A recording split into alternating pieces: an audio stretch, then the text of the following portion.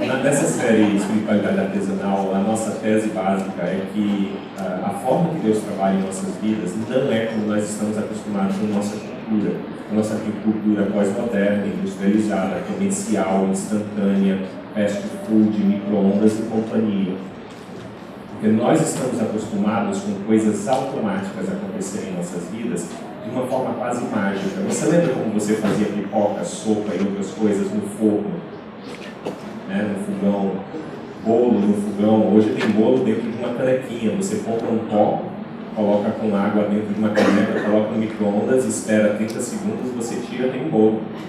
Assim, eu não sei o que aquele bolo faz quando entra em você, porque todos os químicos devem fazer alguma coisa lá dentro, que tem um efeito colateral. Nada vem sem custo. Você precisa escolher, né, Paulo, a conta que você quer pagar. Se você quer pagar a conta de 2 horas fazendo um bolo ou a conta de 15 segundos com um bolo instantâneo.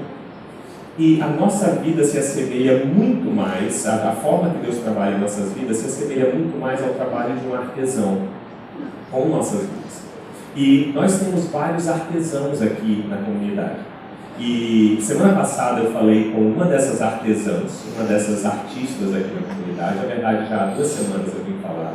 E semana passada a gente bateu um papo bem rápido e eu sou tão desligado e tão, acho que a palavra mais correta é imbecil, que eu nem o nome dela lembro muito bem. Então eu gostaria de pedir que a mosaicista viesse até o palco para nós conversarmos.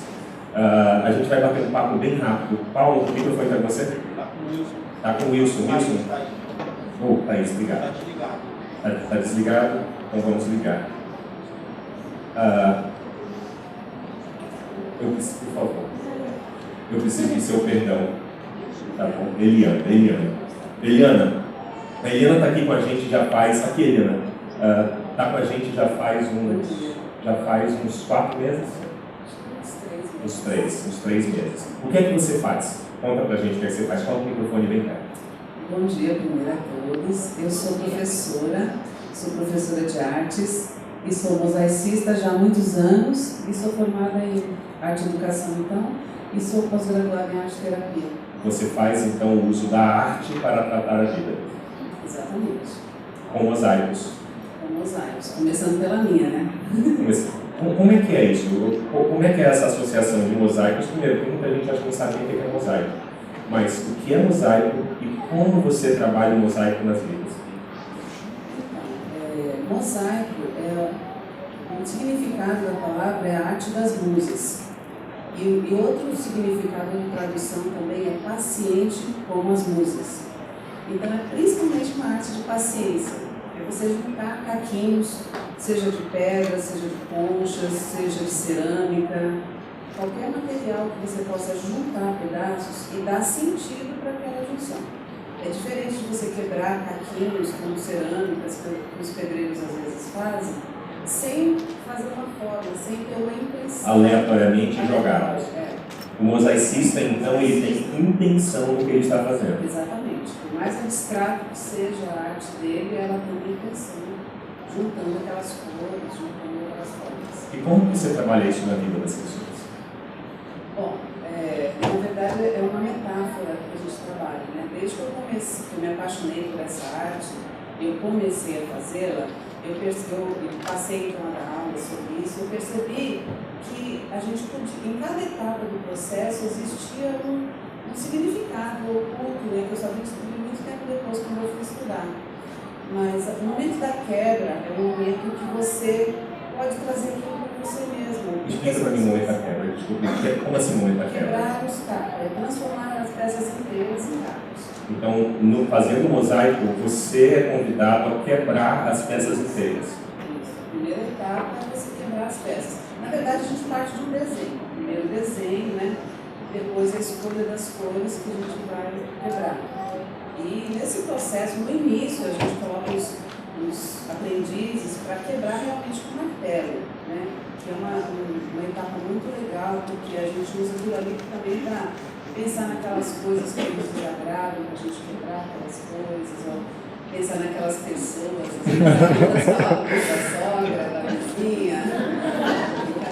Mas é verdade. Então a gente quebrava em muitas terapêutico, literalmente. Muito bonito. E depois que você quebra, e você olha para tudo aquilo que está quebrado, você tem um novo desafio, né? Que é transformar tudo aquilo em alguma coisa que tenha significado. E na verdade, você olhar para aqueles cacos, se você levar também para o seu lado interior, muitas coisas nas nossas vidas estão quebradas. E a possibilidade de você reorganizar aquilo no concreto é que a grande terapia dessa arte. Quando você consegue fazer isso no concreto, você abre possibilidades internas de fazer aquilo. Então, o que você consegue fazer de forma prática no concreto acaba sendo também usado existencialmente no abstrato. Com certeza, como todas as artes. Todas as artes são uma forma de expressão. A música, a dança, é um momento de você expressar e quando a gente consegue colocar para fora, de alguma maneira, a natureza, ela consegue nos contribuir, trazendo cura de alguma maneira. É interessante que quando você começou a falar sobre o mosaico, eu não sei se todos atentaram, mas você disse que você parte de um desenho. Então, antes de começar a quebradeira, você, a artesã, já sabe o que você vai fazer. E aí, com os caquinhos que são produto da quebra, você então vai, usando aqueles cacos que estão à disposição em suas mãos, você vai tentar chegar o mais próximo do que idealizava para aquilo que você imaginava. Exatamente. E esse próximo, muitas vezes, está muito longe do que é o perfeito para a gente, porque nós nos exigimos demais, né? Mas sempre que aquilo está pronto, é tão bonito e as outras pessoas acham tão lindo que você, às vezes, fala, não, mas nem está tão bonito, mas todo mundo acha que tão bonito que aquela reunião novamente de peças, né? Que, geralmente isso trabalha muito o nosso questionamento, porque às vezes a gente exige demais da gente. Não conseguimos ver. E às vezes é tão bom que a gente está fazendo, é tão importante, né? E a gente não sabe dar valor. Muito obrigado, Eliana. Isso aí vai servir de pano de fundo. Eu queria que nós pudéssemos ter um dia, quando tiver muito dinheiro e sem necessidade na cidade, sem necessidade dos outros, sem gente fazendo transplante, sem gente acabando casamento e tudo mais. A gente compra uma tela de LED, coloca aqui, a gente vai poder colocar um mosaico aqui atrás. Daqui a uns 100 anos a gente faz isso. Eliana, muito, muito obrigado. Não vou mais esquecer seu nome. Eliana, eu não vou mais esquecer seu nome. Eu acho que, depois do período de quebrantamento que nós tivemos cantando hoje, e depois dessa breve palavra da Eliana, nós até poderíamos já ir conversar com os nossos pais. Eu não sei se nós conversaríamos muito, porque eu espero que estejam várias coisas começando a quebrar na cabeça de vocês já há 3 semanas. E agora com essa palavra da mosaicista Eliana, participante da nossa comunidade. É muito interessante Deus, em sendo o grande artesão, ele inicia o trabalho em nossas vidas com o ideal dele. O ideal dele, nós sabemos claramente pelas próprias escrituras sagradas, é Jesus Cristo. Ele é o homem ideal. Em todos os momentos em que Jesus é descrito no Novo Testamento e até mesmo profetizado no Antigo Testamento, ele é o homem ideal. Ele não somente é a expressão perfeita de Deus, mas ele também é o Filho do homem, o homem perfeito. Ele é então o desenho. E quando Deus pega as nossas vidas e começa então a quebrá-las, os caquinhos que sobram, eu acredito, de uma forma figurada, que Deus tem então aqui o molde de Cristo, talvez em formato de cruz. Não porque ele precise de um crucifixo, mas talvez como alusão para a nossa própria vida, sendo a cruz tão importante para a nossa experiência como humanos. E aí, olhando para aquilo nas nossas vidas, ele diria, esse caquinho do casamento quebrado eu posso reconstruir, eu acho que fica bonito aqui. Ele vai casar de novo e, cara, a nova esposa dele vai ter quase Jesus perto.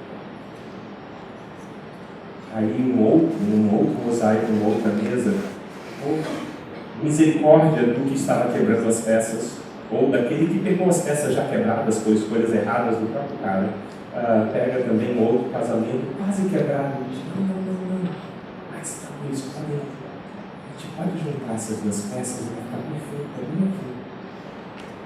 Não vai precisar de outro. Tá bom. Mais um pedacinho tá bonito ali no mosaico. E assim, com todas as áreas de nossa vida, que na verdade não são divididas em áreas, mas são bem ligadas umas às outras, vão sendo integralizadas nesse grande mosaico. Eu fico imaginando, no fim de cada vida, Deus olhando para a obra de arte dele e dizendo: cara, tem um trabalho danado, mas que coisa bonita, olha lá, chegou, que legal. Hoje, depois de falar sobre vários aspectos de como Deus nos molda, eu gostaria que brevemente nós olhássemos para o molde, olhássemos para o objetivo final da arte de Deus em nossas vidas. Porque tantas vezes, em meio à experiência de quebra, nós perdemos a noção do que Deus está fazendo. Em meio às dores, em meio às dificuldades, ao atrito, em meio a não conseguirmos ver o próximo passo ou a próxima peça que insiste em não encaixar, é bom sermos relembrados de para onde isso tudo vai. Qual o objetivo do artista? Qual o molde? E mais uma vez também sermos lembrados de algumas coisas que nós precisamos fazer hoje. E com isso eu gostaria de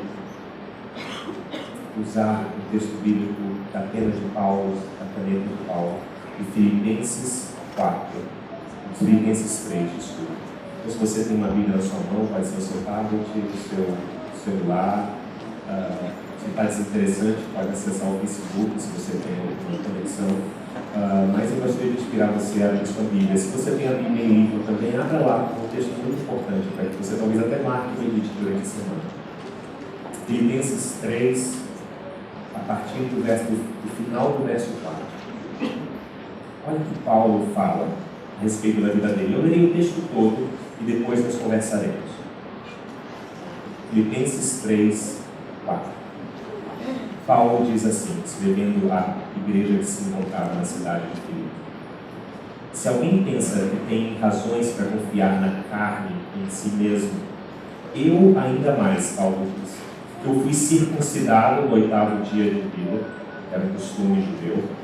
Eu sou pertencente ao povo de Israel, sou da tribo de Benjamim, verdadeiro hebreu. Quanto à lei, fariseu, grupo que seguia a lei letra por letra. Quanto ao zelo ou ao cuidado com a lei, perseguidor da igreja, porque Paulo perseguia a igreja porque a igreja não cumpria a lei, não, ele era muito liberal, a igreja, para a lei judaica. Quanto à justiça que há na lei, irrepreensível, esse era Paulo. Mas o que para mim era lucro, passei a considerar como perda por causa de Cristo. Mais do que isso, considero tudo como perda, comparado com a suprema grandeza do conhecimento de Cristo Jesus, meu Senhor, por quem perdi todas as coisas.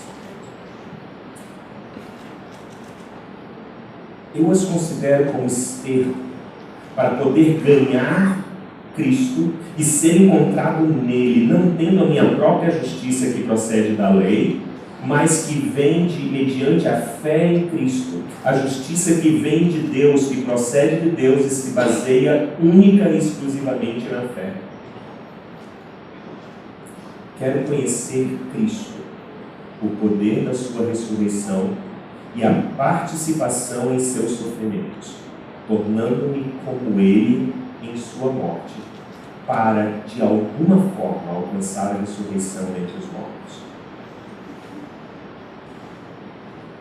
Não que eu já tenha obtido tudo isso, ou tenha sido aperfeiçoado, mas prossigo para alcançá-lo, pois para isso também fui alcançado por Cristo Jesus. Irmãos, não penso que eu mesmo já o tenha alcançado, mas uma coisa eu faço, esquecendo-me das coisas que para trás ficam, e avançando para as que estão adiante, prossigo para o alvo, a fim de ganhar o prêmio do chamado celestial, Cristo Jesus. Eu acabei de perder a conexão, não sei o que houve. O texto que nós acabamos de ler, Paulo, que Paulo fala aos Filipenses, nos deixa bem claro alguns aspectos do trabalho de Deus na vida de Paulo. E hoje eu gostaria de generalizar ou universalizar essa experiência de Paulo para as nossas vidas, em Deus como artesão, fazendo esse grande rosário. Vocês notam que no início Paulo dá o seu pedigree, o seu currículo. Paulo chega ao ponto de dizer, se você vai se gloriar em algo que você é, ou se você tem pedigree bom, ótimo, eu tenho muito mais.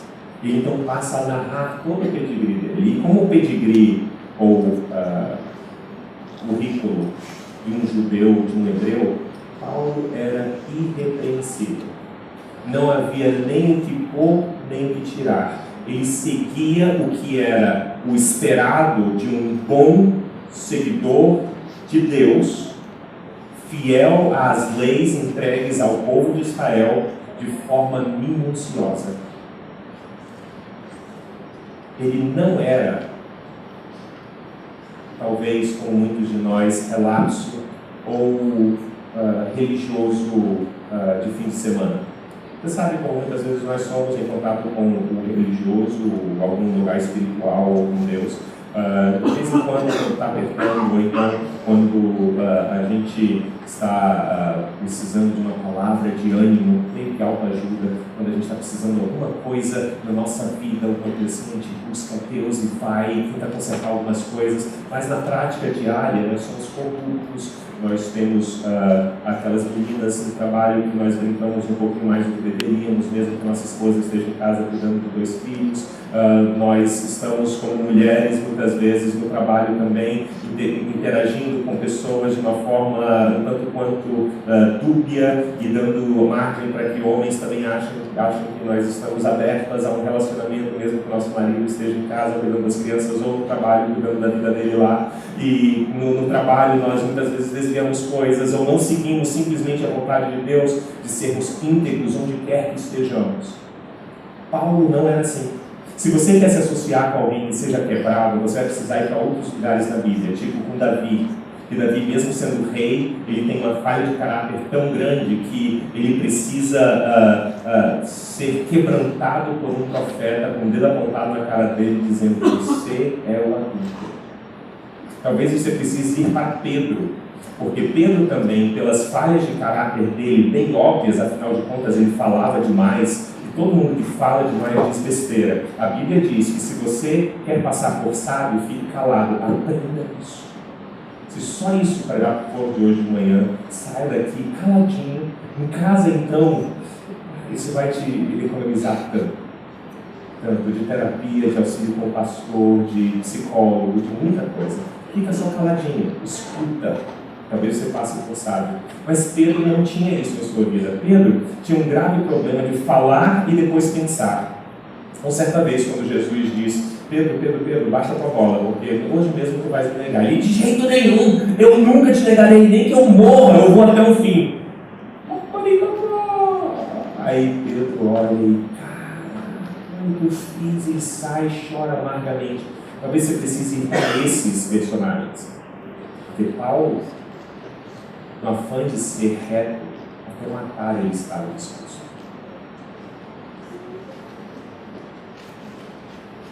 Ele estava disposto a segurar as vestes daqueles que apedrejavam, aqueles que não seguiam a reta e sã lei. Tão fiel a Deus que ele era. Esse era o pedigree de Paulo. Mas esse mesmo Paulo é aquele que escuta de Deus quando um grave e doloroso espinho em sua carne existencial é colocado por Deus em sua vida, e ele ouve de Deus: meu filho, minha graça te basta, fica na tua, porque esse espinho é para que você baixe a sua mão, porque o teu pedigree é muito grande, você tem um currículo muito extenso. Não era uma ficha corrida como a sua, não, era um currículo de tão bom que ele era, e Deus, para moldá-lo, ele: filho, segura essa garrafa aqui um pouquinho, ele vai ficar na sua vida por um tempo, porque a minha graça te basta. E o reflexo disso na vida de Paulo foi: Quando sou fraco, aí é que sou forte. Esse cara com um grande currículo, ele chega a afirmar: quando eu sou realmente fraco é quando a força de Deus se aperfeiçoa na minha vida. Porque a força de Deus se aperfeiçoa na minha cabeça. Ele chega a essa conclusão porque Paulo, nesse texto, diz que ele considerou todo esse currículo como perda diante do que ele recebeu de Cristo. Completa perda. Não era uma coisa isso.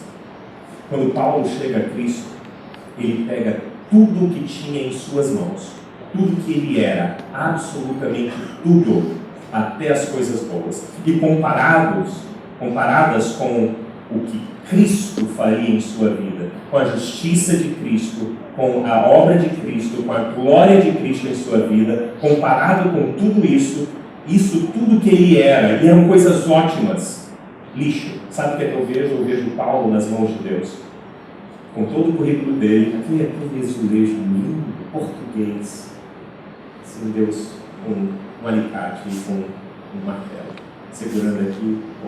Mas Deus, cara, isso era tão bom. Meu filho, não é eu. E assim ele quebra Paulo completamente. E quebra Paulo, sabe para quê? Paulo chega a ser quebrado para que ele viesse a ser moldado à semelhança de Cristo. Você notou que esse era o objetivo dele? Volta lá para o texto, eu vou ter que achar aqui porque com a queda eu acabei perdendo o texto onde estava. Mas ele diz assim, Filipenses 3:8b: eu as considero como esterco para poder ganhar Cristo e ser encontrado nele. Tudo aquilo de maravilhoso que Paulo era, mesmo que falhando por causa da maravilha de sua fidelidade à lei, ele considera esterco. E por que ele considera tudo aquilo esterco? Por causa de Cristo, para ganhar Cristo e ser encontrado nele. Tantas vezes nós, ainda nas mãos de Deus, eu estou aqui fitando vocês, vendo vocês, a grande maioria de vocês são pessoas que estão caminhando conosco já há algum tempo. Tantas vezes nós encaramos a nossa vida com Deus como algo colaborativo no sentido seguinte: que nós fazemos as nossas coisas boas para Deus e Deus faz as nossas coisas boas excelentes. Né? Não é isso que Paulo está falando. Paulo está dizendo que ele trouxe as coisas para Deus, na perspectiva de Deus, aquilo tudo é caquinho. Deus limpa as coisas, quebra e fala: Paulo, agora eu vou começar a construir o que eu quero, para que você seja encontrado em Cristo. Porque o que eu quero não é adaptar você para que você seja a melhor versão de você mesmo. Não tente manter a postura. O trabalho de Deus não é fazer você na melhor versão de você mesmo. De acordo com Paulo, a vontade de Deus no seu trabalho como artesão é moldar você à imagem de Deus. Isso significa que muitas coisas que você traz serão quebradas, serão para que você seja encontrado no final das contas igual a Cristo. E o processo então do trabalho de Deus em nossas vidas não é trazer-nos de dor para prazer, ou tristeza para felicidade.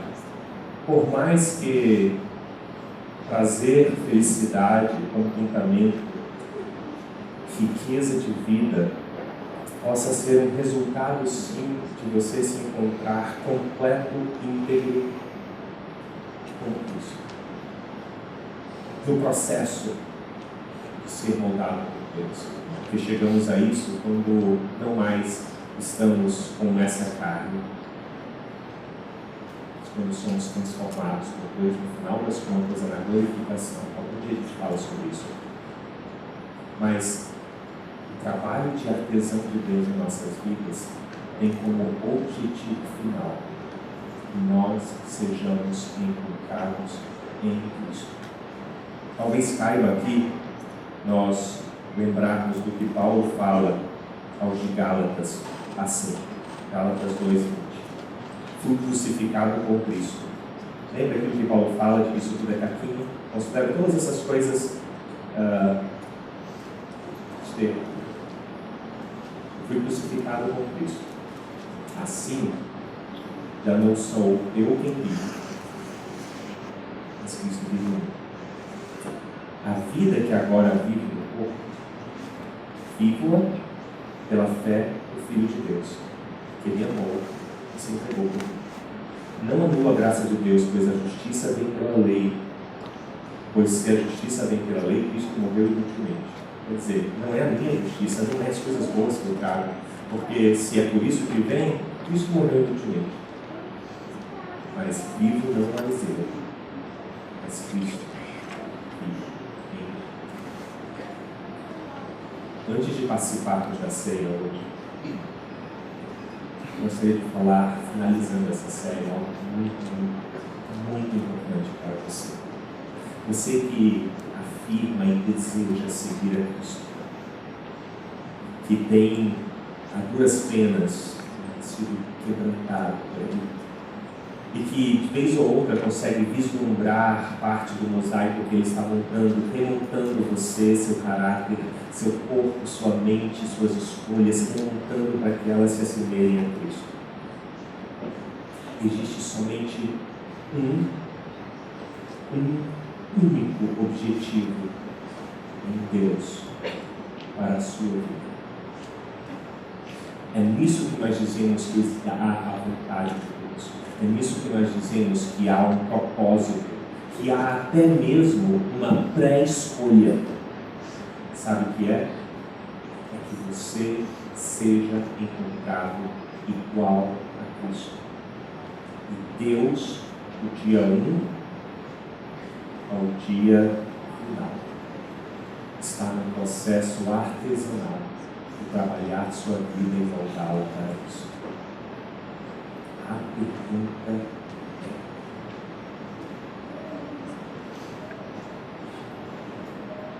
você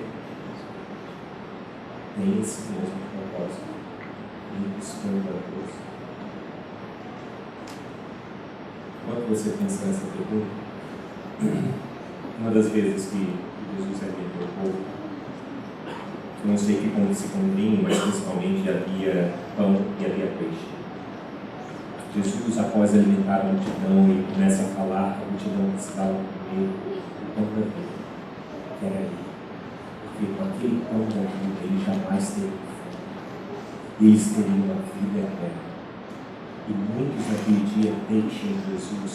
Na verdade, quase todos na multidão vão embora, porque aquele papo canibal parecia loucura com a mesma vida. E Jesus vira para os seus discípulos e pergunta: e vocês também desejam ir embora? A palavra de Pedro é muito especial, porque Pedro afirma: Senhor, para onde iremos, pois só tu tens as palavras de vida eterna. Pedro naquele dia compreendeu que não era a respeito somente desta vida que Deus falava através de Jesus, mas era a respeito de internalizarmos Cristo e sermos encontrados nele, à semelhança dele, moldados por Deus, para que em toda a eternidade estivéssemos com ele em unidade. Para que haja ressurreição é necessário que haja morte. Você já parou para pensar? Parece uma coisa óbvia, talvez até ondulante. Para que haja ressurreição e nova vida, é necessário que isso seja precedido de morte. Eu acredito que hoje o convite do artesão é: você quer morrer? Porque para que Cristo seja ressurreto em você, ou para que você seja ressurreto em Cristo, você precisa morrer. Estou falando isso figuradamente, não se suicide. Eu não garanto a ressurreição em carne agora. Talvez demore alguns anos, séculos ou milênios. mas para que Cristo seja construído em você, quem você é precisa ser quebrado, destruído e remoldado no molde da luz. Hoje o convite da prisão é claro. Isso. Porque é ali que nós nos tornamos a Cristo. E foi ali que Ele se igualou a nós. Encontrado nos pecados, nas suas costas, sendo sacrificado como pecador, sendo condenado como pecador. Esse é o finalmente o grande artesão.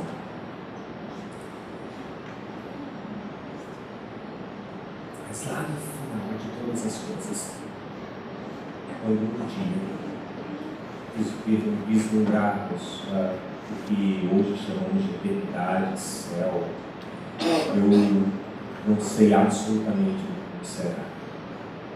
Mas eu gostaria de, nesse final de série, enquanto participamos da ceia, lembrando o sangue de Cristo derramado por nós, o corpo dele quebrado por nós, para que nós tivéssemos comunhão com Deus, eu gostaria de levar o seu pensamento àquele dia em que você não mais estará sendo moldado, mas aquele dia em que o produto final estará já terminado.